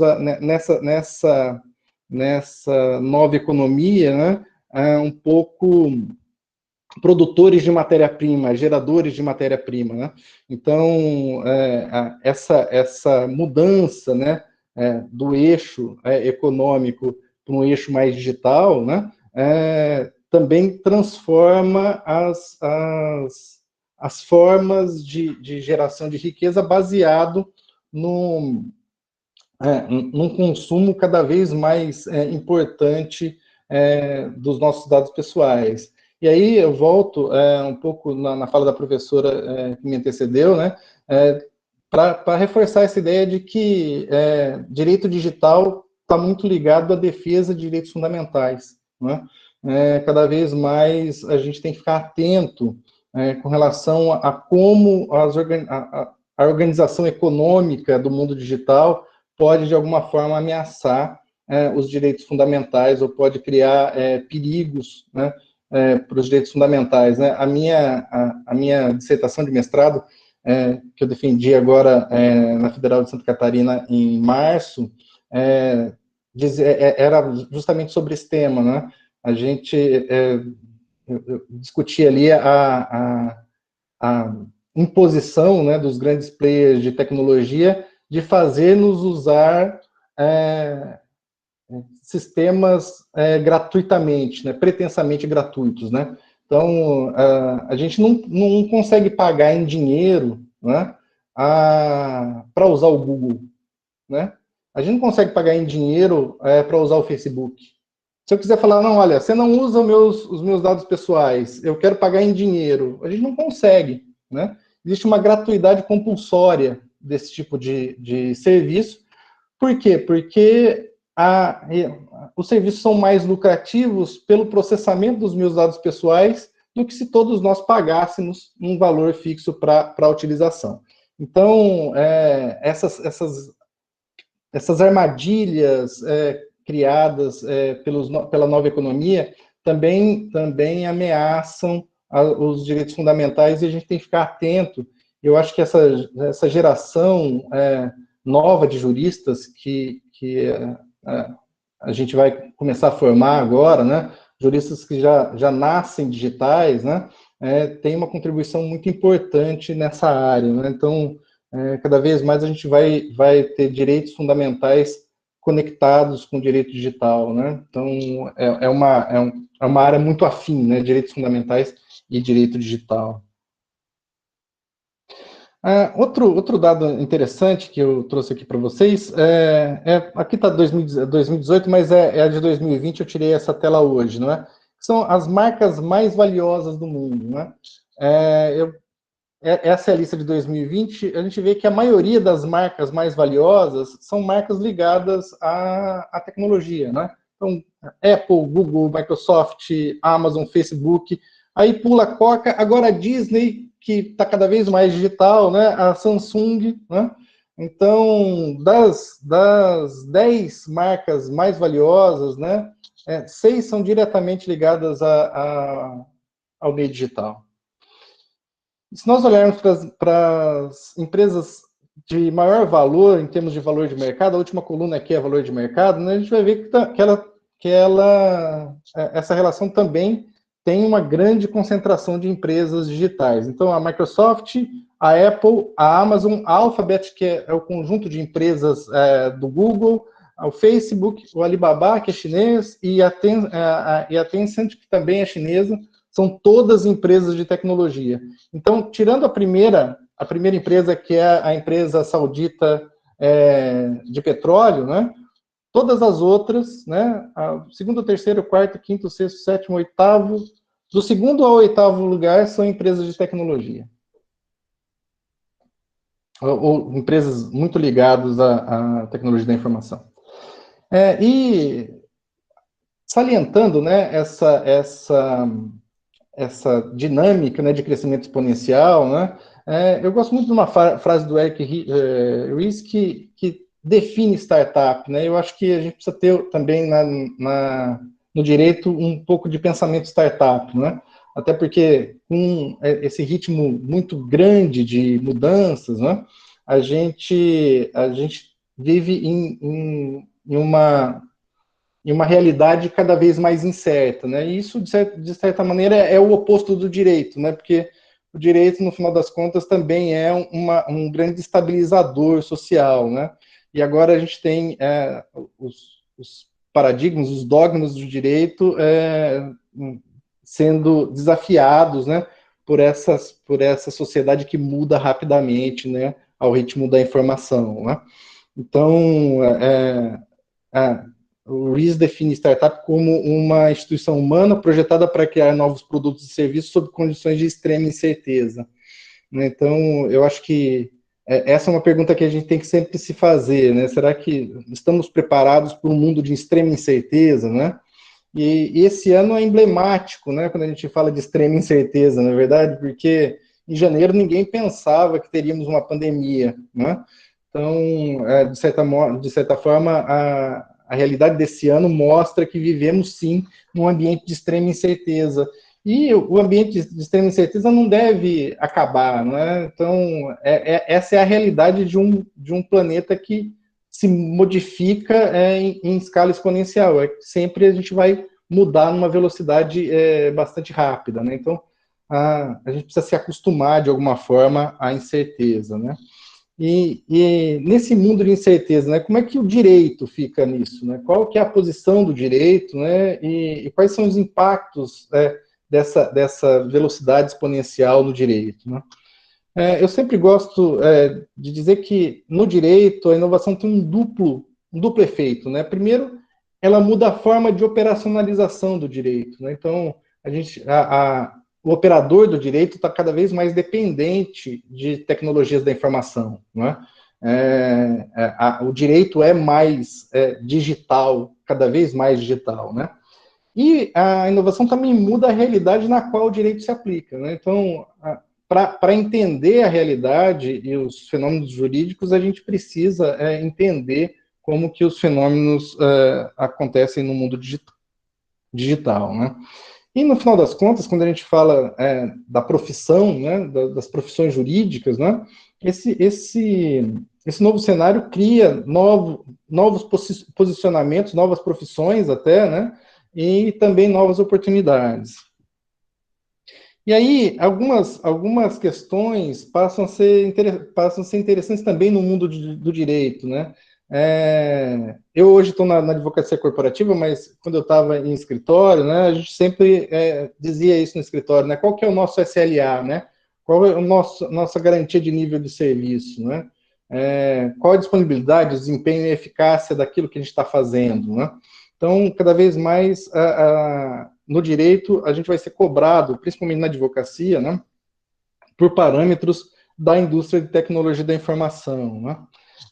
Tem uma professora, uma canadense, que ela é bastante famosa, chama Tessa Manuelo, e ela tem um quadro de proposição de valores da nova do novo direito, né, desse direito conectado, né? E aí ela divide essa proposição de valor em três aspectos, né? Primeiro, a previsibilidade de custos, né? Principalmente quando a gente fala aqui de advocacia, né? Sempre uma visão da advocacia, né? Então, sempre você conseguir ter uma estrutura de cálculo e previsões de custos, né? Segundo, geração de valor, né? O quanto de valor né, gero com a minha advocacia, ou com o meu serviço, né? E o terceiro é processos claros, né? E aí ela diz que esses três aspectos se conectam na advocacia criativa, na criatividade jurídica, né? A gente precisa cada vez mais buscar soluções que sejam eficientes em custo, que gerem valor e que gerem processos claros, né? E aí, eu gosto também de um outro modelo que eu desenvolvi nesse tempo, né, que divide essa proposição de valor em três outros aspectos, né, que é a transformação digital, né, que é essa capacidade, né, das organizações de se adaptarem a esse novo mundo digital, a conformidade, né, a necessidade cada vez maior de você estar compliance, né, com a legislação e com as obrigações, e a eficiência jurídica, né? E nesse meio, né, na conexão disso tudo está a inovação. Okay? Bom, ainda falando um pouco do mundo da advocacia, né? Esse modelo de três dimensões é um modelo adaptado do NIST, que é a ABNT americana, para serviços digitais, e a gente consegue visualizar os posicionamentos profissionais, principalmente na advocacia, de maneira muito, muito interessante, usando o mesmo framework que o NIST utilizou para serviços digitais, né? Então, hoje a gente tem profissionais que são ultra especializados, né? Então, escritórios que são bastante, de atuação bastante específica em uma determinada matéria, né? Tem plataformas de serviços, né? Onde então os grandes escritórios full services, né? Full service, e também as infraestruturas como serviço, né? Então a gente tem hoje escritórios que são especialistas em correspondentes, né? Tem gestores de correspondentes, né? Então esse framework de estruturação de empresas de tecnologia funciona muito bem também para a entrega de serviços jurídicos. Então, falando um pouco de novas oportunidades, né, oportunidades que nascem com esse novo ambiente, né, a primeira coisa que a gente tem que imaginar quando a gente fala desse ambiente de inovação, de alta velocidade de mudança, é que se alguém atua num setor totalmente regulado, você não tem inovação. Então, inovação um pressuposto da inovação é que naquela área de atuação não existe regulação. Porque para existir regulação precisa ter atividade econômica antes, né? Então, sempre que a gente fala de inovação, a gente fala de ambientes não regulados, né? E aí, voltando, né, a fala da professora que me antecedeu, né, o direito administrativo tem um desafio grande agora, né, as novas regulações têm grandes desafios, né, agora a gente vê conceitos como sandbox sendo implementados no Brasil, né, por quê? Porque vai ser cada vez mais importante a gente definir regulação com os modelos de negócio acontecendo, com a inovação, sem parar a inovação, né, não dá para a inovação esperar a regulação, né? Então, a gente tem que criar novas capacidades, né, de gerar regulação com a atividade produtiva sendo influenciada cada vez mais pela inovação, né? A gente vai ter que criar a regulação com o avião voando, né? Então, vai construir o avião em pleno voo, né? Essa é a nova realidade da regulação, né? E aí eu trouxe um case aqui para mostrar um pouco de como as coisas funcionam, né, e como que o direito é desafiado, né, nesse novo cenário, né. Essa empresa é a Notco, que é uma redução de Not Company, né, é uma empresa que não é uma empresa, né, que faz alimentos, né, simula alimentos de origem animal feitos com ingredientes, com ingredientes de origem vegetal.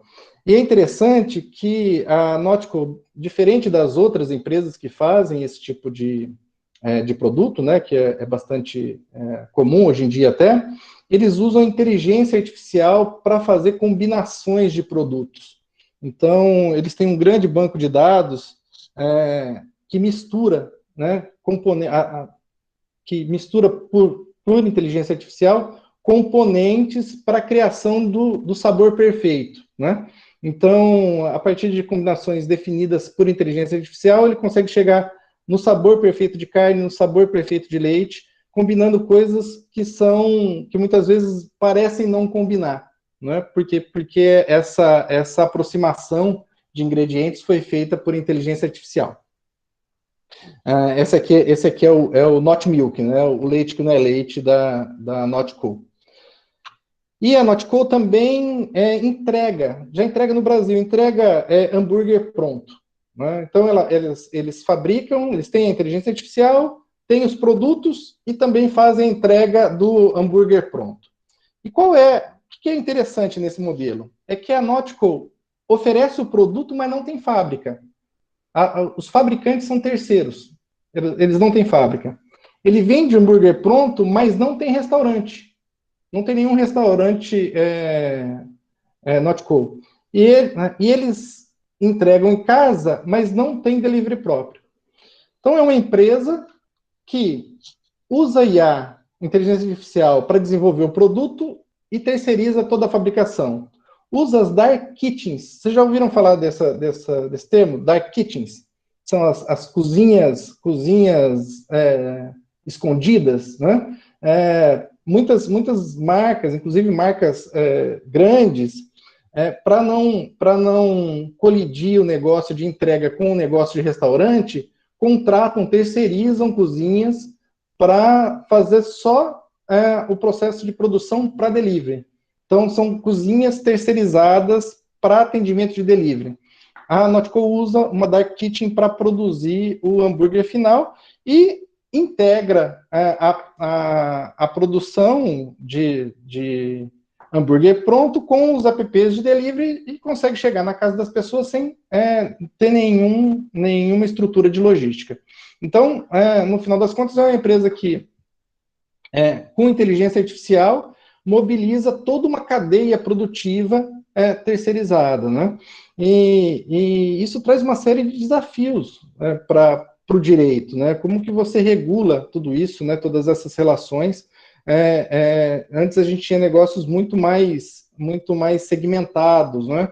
Hoje as cadeias produtivas são muito mais complexas e o Notco mostra um pouco disso, né? De como a cadeia pode ser complexa, né? E aí, quando a gente fala também de tecnologia, né, de novas tecnologias, a gente vê novas categorias de clientes, né? Falando aqui novamente do ponto de vista da advocacia, né? Então, onde antes a gente tinha bancos e poucos bancos, né, hoje a gente tem uma infinidade de fintechs, né? A quantidade de fintechs que existe no Brasil é imensa, né? A gente vê efetivamente uma possibilidade de democratização da área do setor bancário, né? A partir das fintechs, né? As seguradoras têm agora a concorrência das insurtechs, né? Das empresas de tecnologia que atuam no setor de seguro, né? Hospitais e planos de saúde agora concorrem com as health techs, né? Com as empresas de tecnologia da área de saúde, né? Que hoje estão contribuindo com um papel fundamental, principalmente agora na pandemia, com o avanço da telemedicina, os receituários digitais, né? A gente vai ver um avanço muito grande das health techs nesse período. As instituições de ensino agora dão origem às edtechs, né? E no caso das instituições de ensino é interessante, né? Porque agora toda instituição de ensino praticamente virou uma edtech, né? Porque com a necessidade de você preservar o isolamento social, né? Toda instituição de ensino teve que se adaptar para entregar digitalmente as suas aulas, o seu conteúdo, né? Então, de certa forma, a pandemia também acelerou o processo que já era rápido, né, de digitalização na área da educação, e muito possivelmente nós não voltaremos à forma como trabalhávamos antes, né? Então, a gente vai ver cada vez mais uma digitalização profunda no setor de educação. E também a gente tem o desenvolvimento, a explosão da economia compartilhada, né, com as empresas de transporte, né, tipo Uber, as empresas de hospedagem, tipo Airbnb. Então, a gente vê uma série de novos negócios revolucionando mercados conservadores, né, e criando oportunidades, né, não só para a advocacia, mas também para as outras áreas, desafios para as outras áreas das carreiras jurídicas.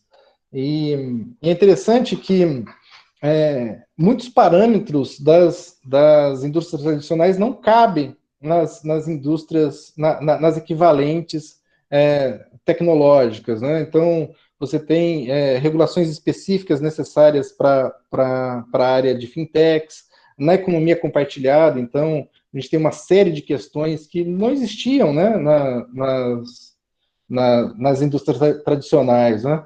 Pegando aqui o exemplo do direito do trabalho, né? Quando você tinha as empresas de ônibus, as empresas aéreas, né? A mobilidade urbana, né? São áreas tradicionais, onde as relações de emprego são as relações tradicionais, né? Ou existe um tipo regulado específico de atividade, como a dos taxistas, né? E agora tudo virou de cabeça para baixo, né? Porque essas relações formais não existem mais na economia compartilhada, né? Ou elas vão precisar ser remodeladas, né? Reorganizadas. Então, eu sempre costumo dizer que o mesmo impacto econômico que as novas empresas têm na economia tradicional, ela tem também no direito tradicional, né? Ela cria o mesmo desconforto, a mesma inquietação no direito tradicional, porque a gente vai precisar criar outros mecanismos, outros institutos para dar conta dessa nova estrutura. E também isso traz no bojo, né, no bojo dessas mudanças, novas oportunidades profissionais, né? Então, a gente tem direito digital hoje consagrado como uma área de atuação. A gente tem hoje escritórios grandes no Brasil, falando da advocacia novamente, né, dedicados ao direito digital. A gente tem outras profissões nascendo, né, os Product Counsels, né, que é um pouco do meu trabalho hoje na VEG, né, que é o advogado de produto, né? Então, como organizar, estruturar juridicamente um produto digital, né, de forma a garantir garantir a prestação de serviço e também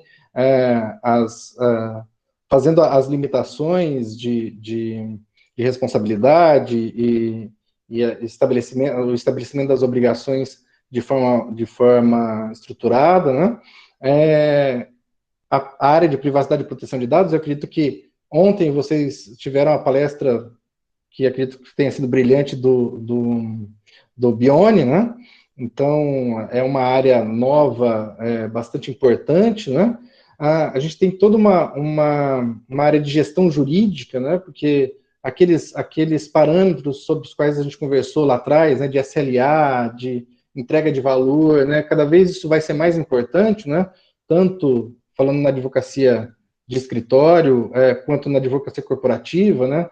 Cada vez mais nós somos premidos por resultados e precisamos demonstrar esses resultados, então a gestão jurídica passa a ser uma carreira realmente existente e fundamental, né? E uma última nova carreira que eu gosto sempre de citar, que é o cientista de dados jurídicos, né? Hoje a gente tem uma série de profissionais, eu tenho uma série de colegas advogados que saíram dos escritórios e foram trabalhar em empresas de tecnologia para atender demandas jurídicas baseadas em inteligência artificial e Big Data, né? A gente sempre tem que levar em consideração que o Brasil é o país com o maior número de processos do mundo, né? Então, a gente tem uma vasta quantidade de dados a serem tratados e a gente consegue extrair bastante inteligência da massa de dados jurídicos que a gente tem disponível, né? Então, é uma carreira real mesmo, a de cientista de dados jurídica, e a gente já vê várias pessoas que não nasceram lá na área de ciência da computação, na área de informática, mas que nasceram na área de direito e migraram, né, para a área de ciência de dados, e é uma profissão que tende a crescer bastante, né, de cientista de dados jurídicos, né? É um negócio que há 10 anos atrás seria impensável, na verdade, você ter uma carreira de ciência de dados para o mundo jurídico. Aqui eu gosto sempre de dar esse exemplo do Brad Smith, que é presidente da Microsoft, né? O presidente da Microsoft hoje é esse cara, e ele acumula o cargo de diretor jurídico, né? Aqui embaixo, no segundo cargo dele, está presidente CLO, que é o diretor jurídico, né? Então, para a gente ver a importância da área jurídica, né? A Microsoft, uma das principais empresas de tecnologia do mundo, o presidente da empresa acumula o cargo de diretor jurídico. Então, hoje, quando a gente fala de direito e tecnologia, a gente fala de coisas muito próximas, né? Porque, de certa forma, o direito dá limites à tecnologia, gera contornos relevantes ao desenvolvimento tecnológico. Então, cada vez mais a gente vai ver essa conexão, sabe, entre direito e tecnologia, direito e tecnologia da informação. E eu acho que o exemplo do Brad Smith é perfeito, porque ele demonstra, né, que a preocupação de um grande player, né, de tecnologia com as questões jurídicas, né? O presidente da empresa acumula o cargo de diretor jurídico e é uma pessoa que veio, né, obviamente, de uma carreira jurídica. Não é um técnico em computação.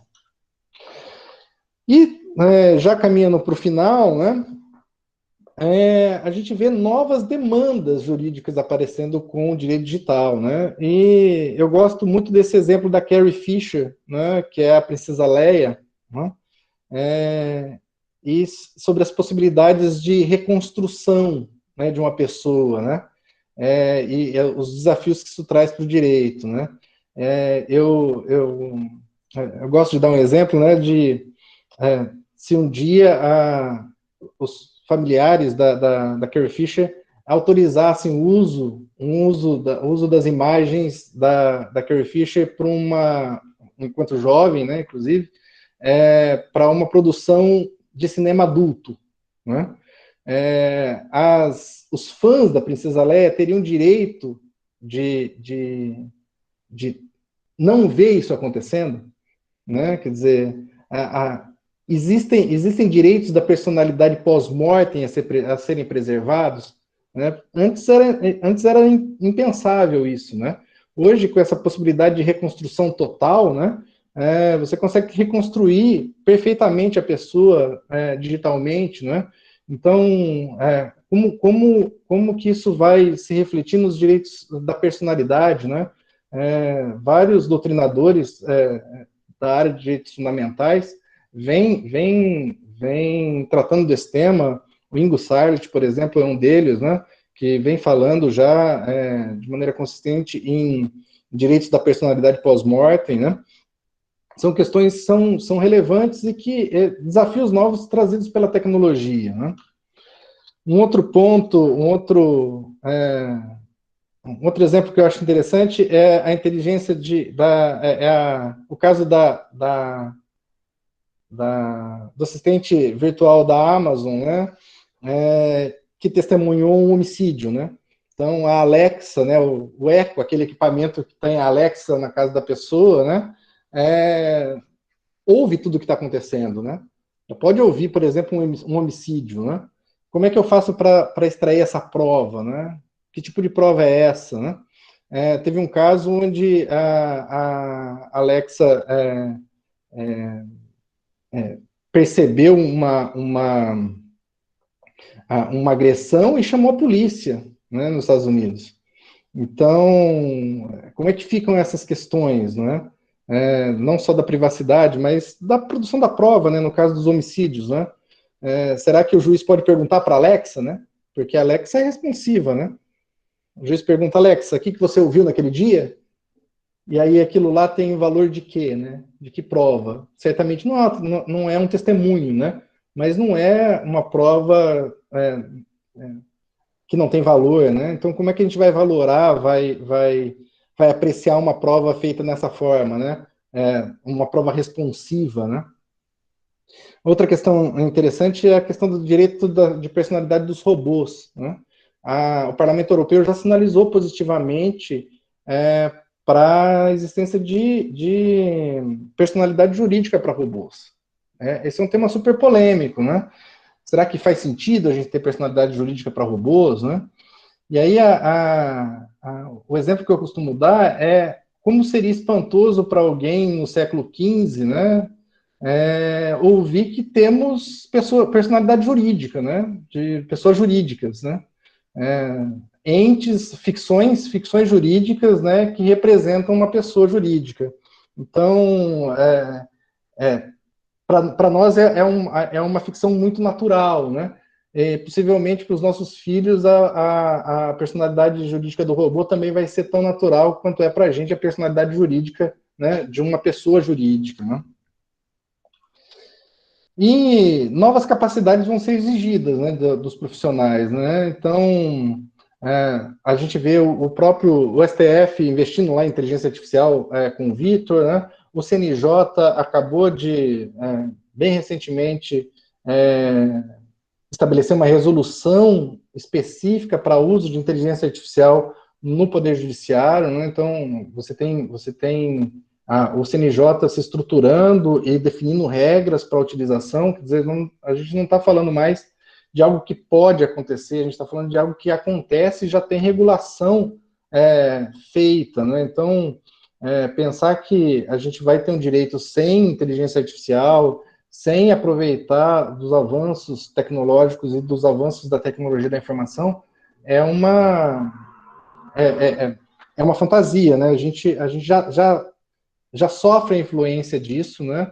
E é inevitável que isso aumente, né? Isso não quer dizer que a gente tenha que usar esse tipo de tecnologia indiscriminadamente, sem limites, né?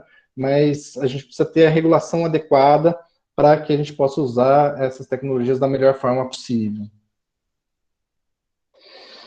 E aí, pessoal, só para terminar, né, eu sempre costumo dizer que a próxima década começa o ano que vem, né? 2021 começamos a terceira década do século 21. Então, o futuro está aí, né? A gente vai construir essa próxima década em cima desses parâmetros, né? E com um empurrão, né, bastante forte da pandemia e das mudanças trazidas pela pandemia. Ok? Pessoal, era isso. Agradeço novamente, professor Paulo Henrique, o convite. Esse QR Code dá acesso ao meu LinkedIn, então se vocês quiserem fazer contato, estabelecer contato, podem usar o QR Code do LinkedIn. Eu sou bastante ativo lá no LinkedIn, posso responder vocês sem sombra de dúvidas. Obrigado, Gustavo. Parabéns pela brilhante explanação, né? Muito rica mesmo. As duas palestras de hoje à noite, né, nos proporcionaram aí uma atualização, um conhecimento que com certeza vai abrir os nossos horizontes, né?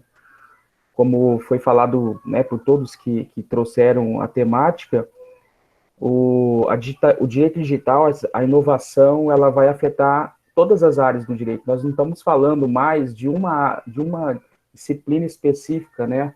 Mas é uma revolução em todas as áreas, né? A professora Cíntia comentou de uma nova teoria, né, dos direitos fundamentais, né? Assim como o novo direito administrativo e, por certo, um novo direito em todas as áreas, né?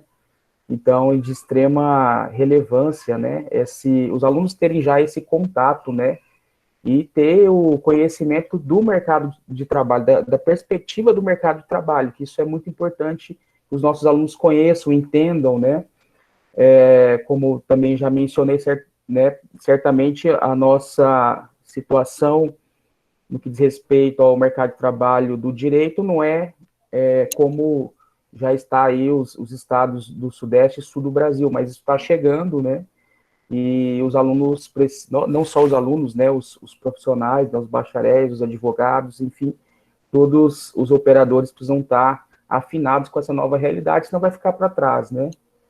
Quem não se adequar a essa nova realidade não vai ter espaço nesse mercado que muda tão rápido, né.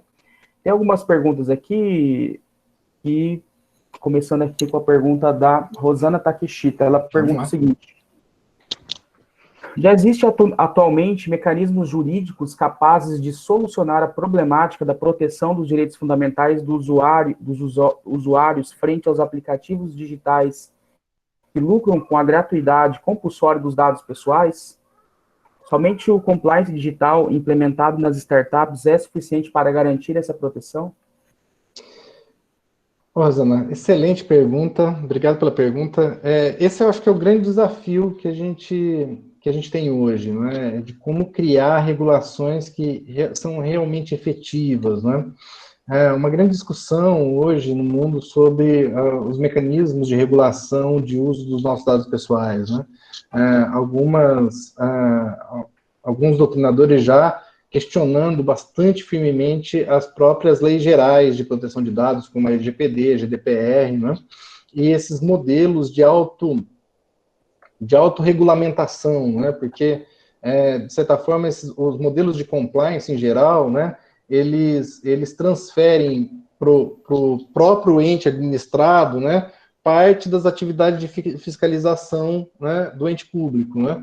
Tem uma professora americana que se chama Julie Coyne, ela trabalha bastante esse tema, e ela é bastante crítica com relação a isso, né, ao quanto a regulação hoje do uso dos dados pessoais, né, transfere para o próprio fiscalizado, né, atributos de autofiscalização, né, os mecanismos de accountability, né, são, de certa forma, mecanismos dessa natureza, né? E quando a gente fala de tratamento de dados, é muito difícil, né, você ter estruturas de fiscalização que consigam explicitar efetivamente quais dados estão sendo tratados e como eles estão sendo tratados, né? Então, eu acho que esse é o grande desafio hoje, de como a gente pode fazer regulações que realmente inibam, né, o uso indiscriminado dos nossos dados pessoais. muitos doutrinadores também apostam em outras áreas para adequar esse tipo de uso, né? Principalmente o direito concorrencial, né? Como que o direito concorrencial pode ajudar a diminuir, né, o uso excessivo dos nossos dados pessoais? É um baita tema, é um assunto bastante em aberto. A gente vai começar a ver agora os estados pressionando as grandes empresas de tecnologia, né, que utilizam dados pessoais. A gente vai ver multas bilionárias começando a aparecer, justamente para tentar minimizar, né, esse uso exagerado que a gente vê hoje dos nossos dados pessoais. Obrigado, professor Gustavo. Henrique pergunta o seguinte: o professor Dr. Gustavo comentou no começo sobre as empresas de tecnologia de dados e as empresas de petróleo. O professor concorda com a afirmação que o valor dos dados digitais superou o valor do petróleo? Difícil falar em superar o valor do petróleo, e é difícil também concordar totalmente com essa afirmação, sabe, de que os dados são o novo petróleo, né?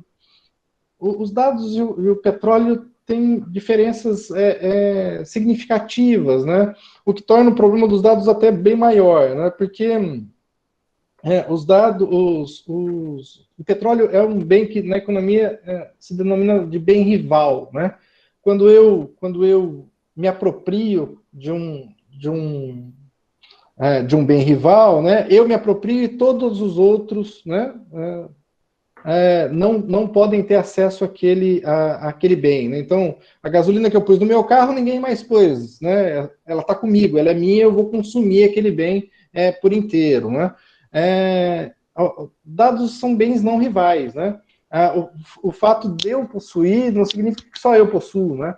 Aquele dado pode ser possuído por várias pessoas, né? É um processo de regulação muito mais complexo, né? Regular bens não rivais, né? Então, de certa forma, olhar os dados como petróleo reduz o tamanho do problema, né?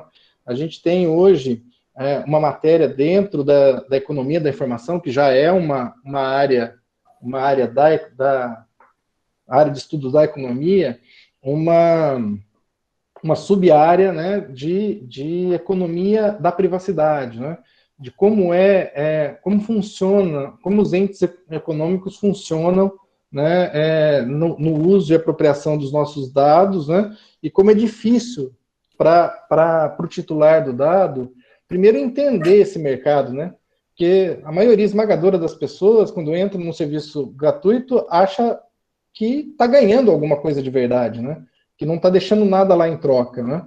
Então, primeiro, é difícil entender que ali existe um mercado. E segundo, é muito difícil, muito mais difícil ainda, das pessoas entenderem a dinâmica desse mercado, né? E como que os dados fazem parte de uma cadeia produtiva mais complexa nessas plataformas, né? Que são tecnicamente denominadas de plataformas de dois ou múltiplos lados, né? Onde eu tenho no mesmo momento, uma relação jurídica sendo estabelecida, né, com um lado, né, então o serviço presta, por exemplo, o buscador, né, eu como usuário acesso lá e faço as minhas buscas, então eu estou de um lado da plataforma, né, mas do outro lado a plataforma estabelece um outro negócio jurídico, né, com o anunciante que apresenta o anúncio para quem está do outro lado da plataforma. Então, a regulação dessas plataformas de dois ou múltiplos lados, considerando os dados pessoais como bens não rivais, um sistema de regulação, precisa de um sistema de regulação muito mais complexo. Inclusive, esse era o mote da matéria lá de 2017 da The Economist, né, de que os métodos os métodos antitrust, né, de coibição de comportamento anticoncorrencial não são adequados para o mundo de dados, os que a gente já tem desenvolvidos hoje, né, que nasceram lá no final do século XIX, começo do século XX, né, começaram, inclusive, a partir da explosão da indústria do petróleo, né?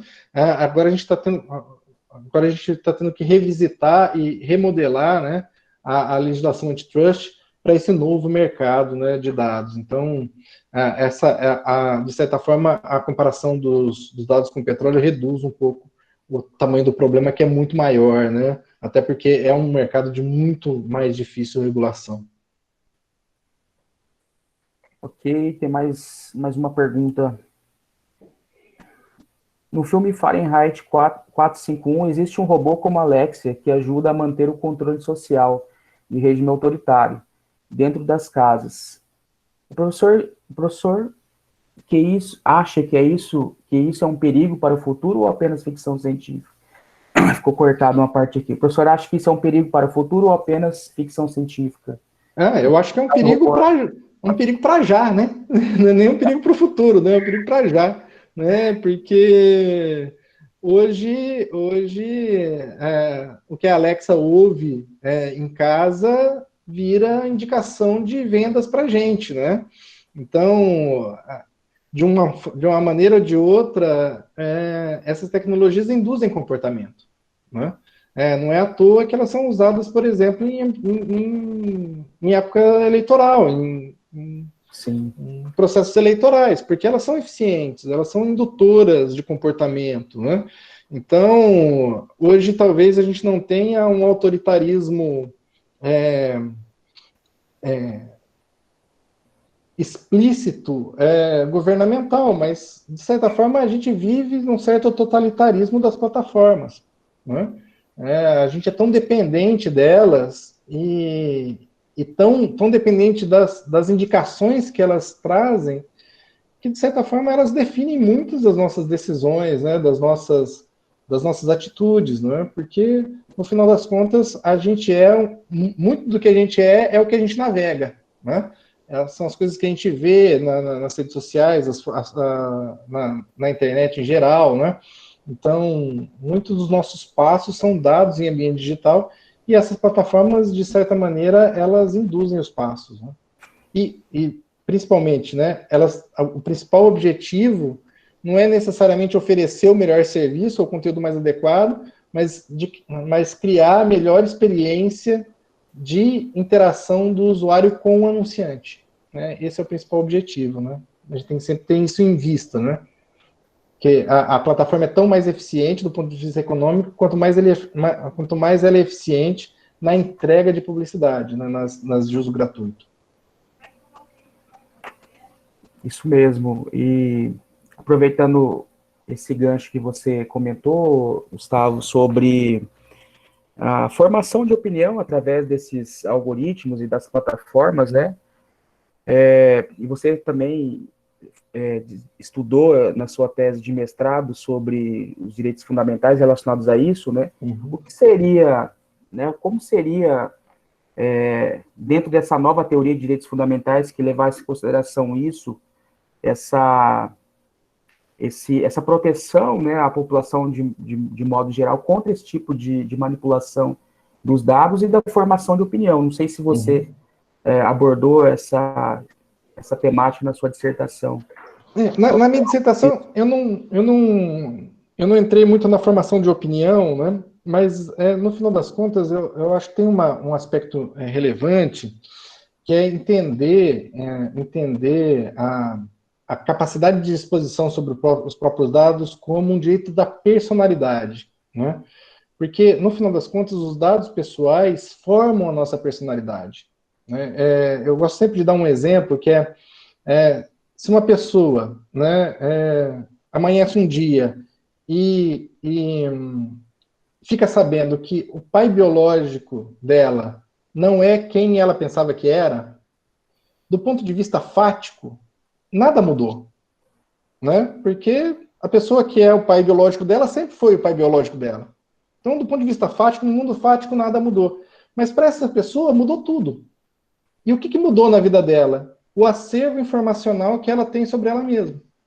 Então, isso demonstra o quanto o dado pessoal, a informação pessoal, né, significa do ponto de vista de personalidade, né? O dado pessoal é a própria personalidade, né? Porque boa parte da nossa personalidade é formada pelo acervo de dados que nós temos sobre nós mesmos e que os outros têm sobre nós, né? Então, olhar a questão dos dados pessoais é sempre olhar um direito da personalidade, né?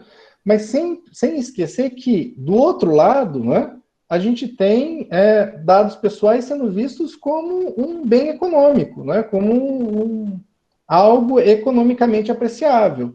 Então, é importante a gente não perder essa perspectiva, né, e encarar essas duas perspectivas, né, como coincidentes, né, porque vai ser impossível hoje, né, parar o uso, o aproveitamento econômico dos dados pessoais, né? Então, a gente precisa enxergar e tentar criar, e esse é um grande desafio, talvez o desafio da nossa geração, né? Criar mecanismos para que o uso dos dados pessoais aconteça respeitando os direitos fundamentais, né? De forma a não coibir a inovação, mas também garantir que as pessoas tenham um desenvolvimento perfeito da sua personalidade, porque o impacto do tratamento indevido de dados pessoais é um impacto na própria personalidade, né? E a gente vê isso se manifestar de diversas formas, né? Até na maneira como as pessoas nos enxergam também, né? Então, eu sempre dou exemplo, né? Se a gente, às vezes a gente compartilha uma foto num grupo de WhatsApp, né? Pensando que as pessoas vão ter uma impressão, né? Ou uma reação, e elas acabam te rotulando, né? Porque existe uma impressão, um entendimento geral de que aquele tipo de imagem é associado a um determinado grupo de pessoas, né? Então, é muito difícil hoje, né? A gente trabalhar nesse contexto, porque cada vez mais a informação circula numa velocidade enorme, ela é utilizada economicamente e a gente precisa, de outro lado, preservar os direitos da personalidade. Então, é sempre fundamental olhar por esses dois ângulos, sabe? O ângulo econômico e o ângulo do direito da personalidade. Excelente, Gustavo. Eu tenho certeza que todos teriam, né, muitos questionamentos. Os assuntos eles relacionados a esse tema não terminam, né? É muita informação, novas informações, né? Margem para debate em todas as áreas do direito, né? Fantástico, muito rico. Fico muito contente mesmo, né, de ter tido a oportunidade, né, de trazer, né, tanto você quanto a professora Cíntia e os outros palestrantes palestraram no dia anterior, né, com esses debates tão ricos, né? Eu tenho certeza que os alunos gostaram bastante, né, do ponto de vista do aprendizado teórico e também aspectos práticos, né, de tudo isso que foi abordado, né? Mas aí já estamos com o horário avançado, né? Nós vamos encerrar as perguntas por aqui. Quero novamente agradecer, né, toda a prontidão, né, em palestrar e também em atender os nossos questionamentos, né? E tem aí o contato seu aí para os nossos alunos, né, lá no Instagram, que você deixou aqui? Aqui do LinkedIn. O LinkedIn, isso, que aí é o contato profissional, né? Para quem quiser mais informações aí, ok? Quero também deixar um recado aqui para os alunos, né, que já foi publicado lá no site do evento, os resumos que foram aprovados e os horários das apresentações, ok? Todo mundo é convidado, né, a participar das apresentações, né, e certamente teremos aí alguns inícios de pesquisa, né, que certamente serão aprofundados no futuro próximo. Ok, pessoal, agradeço a participação de todos, né, até todos que entraram desde o começo, presentes até o final, né, tenho certeza que foi um assunto de interesse de todos, tá? Amanhã, novamente, às 19 horas, temos o nosso terceiro dia de palestras. A apresentação dos trabalhos na quinta-feira, tá? A partir das 19 horas também, acho que todos receberam no e-mail as informações. Ok? Boa noite a todos, boa noite os professores. Gustavo, tenha uma noite agradável aí de descanso. Boa noite, pessoal. Foi um prazer. Outro detalhe, pessoal, a lista, o Vinícius acabou de postar aqui, a lista de presença, então só clicar aí no formulário para vocês responderem a nossa chamada. Ok? Boa noite a todos.